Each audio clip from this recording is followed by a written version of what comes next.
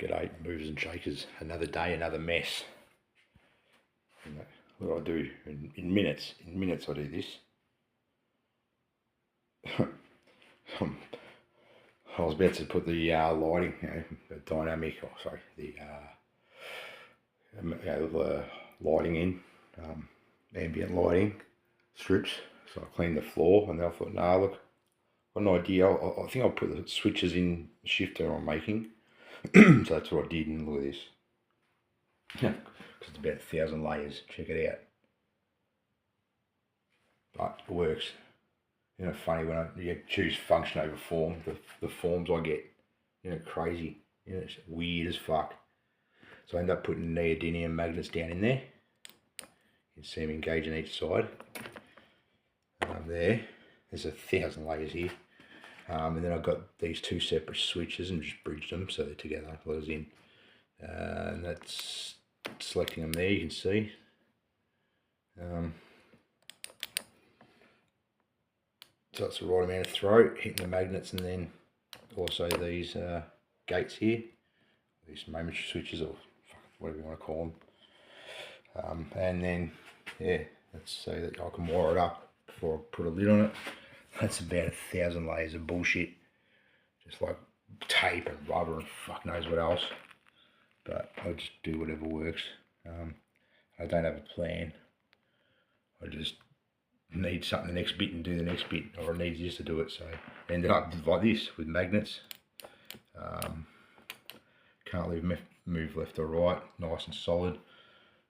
It's exposed there, that bar that I've bent around to keep that in line. That's going to have the motor. Did have a motor around somewhere. Anyway, oh, there it is on the seat, dickhead. So he's going to have that, I think, like in there. And that'll have a chain or some cam or something hitting that, bashing that to get the vibrations through into the gearbox and the bit selector crunch and all that sort of shit. So that's my plan there. I'll run through the Arduino. So when the shifter is in a certain mode or something, or if you're holding it up, so if I was engaging it, you should feel this go crunch. And when I engage it, but I want it to also keep clicking like it would. You should be able to feel it tapping like rumble, and then you let go. I should just have the road rumble, and then when I do that, I should feel the something. That's my plan anyway. So, and isn't it funny though, the fucking weird forms my shit takes, without a plan, but it's rock solid, works well. The neodymium magnets just give it that nice bit of grab and hold, really feels nice, sort of throws into it. And yeah, so that's how it ended up being. Pretty fucking weird, I know, but that's my 100% DIY hard rubbish, quick shifter. And also this, I could probably run this down as well, like this here. I could probably run like a chain system, something like that, into the 5-speed. I could put 5-speed in as well. And obviously a handbrake. But anyway, so there you go. Quick video on how my shifter ended up. My quick shifter. Pretty weird. Solid, works good. So next is the floor, which is the big twin active subwoofer. So the one under the seat ends up folding back, so I'll put a halfway sheet there under the floor. So the floor has actually got a divider, but with 2 holes in it, so I can breathe back and forwards, and doesn't cancel out, the twin active subwoofers. But this one is under the pedals. That one ends up folding back into the pedals and into the floor. That one goes halfway into the floor and folds back into the seat. But it works really fucking well. And I'll have them turned down pretty low. But yeah, they're because it's just does it well. The whole thing oscillates beautifully. Obviously, I've put connections in like springs, and under here there's a metal rail that's connected to it all pinned to it. Solid, but I've made it so it can oscillate. Like again, that is rock solid. You can't shake that. You can't move that. when it's all tied together. But yeah, anyway, so to work, it's so far it's kind of plan. Oh, there is no plan. There you go. You can't go wrong when you don't have a plan. Ha! When you don't have a plan and things don't go to plan, that's part of the plan. So yeah, I put the floor in next, which is also got like subwoofer holes in it, so to speak. That'll be covered up. Back of that subby is all in that box. So essentially, it's like a big drum. Saying it's like a big horn.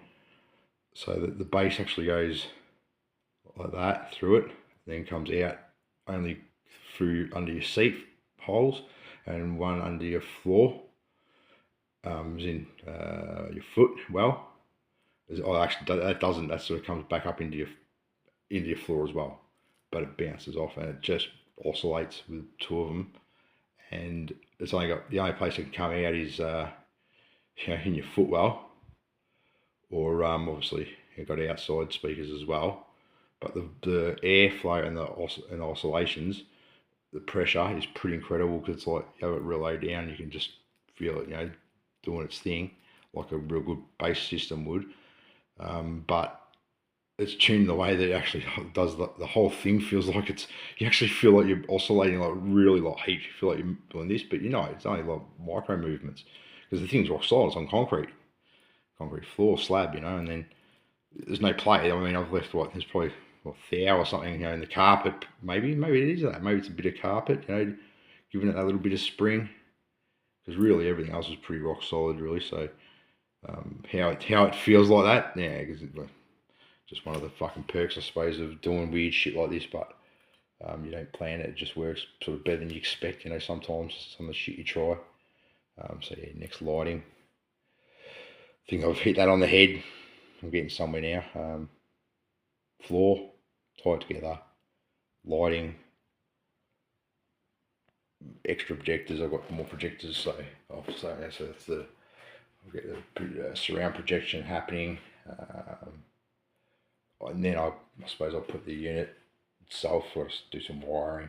If it even works, so I'll do some wiring, and then yeah, because when I move all this sort of shit, last time when I moved house, it's like this time I'll probably be a little bit more patient. I'm doing it so that once it's all said and done and all built as one unit, I'll actually put a glow line or invisible line, but one you can UV or something on the cut line. So there'll be a cut line around there and separate the whole base bit, the whole base platform as one piece. So you can put on wheels or stand it up, whatever.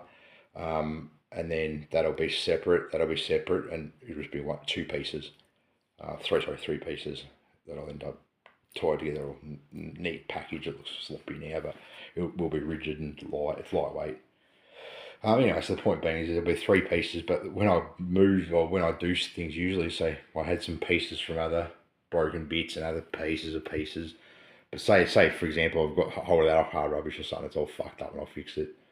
Next time I go to use it, say it's in a unit like this or something, and I've taped it all up, all the wires in, I'll just go along and I'll just tear wires out and cut wires and think fuck it. And I regret it later because now I've got to go and solder up a whole bunch of shit. Anyway, now I try not to do that. I try and make my own switches, my own clips and switches and shit, so that I don't have to do that anymore. Next time, hopefully, it'll be plug and play. Once it's all tied in and said and done. But yeah, it's meant to be a short video, so I'm pretty happy with my shifter. Considering it's just nothing but scrap materials and just junk. It's turned out pretty good. It's got a really nice feel and throw on it. Really good. So that's nice. Getting there. Like, subscribe, you know the drill. Thanks, movers and shakers.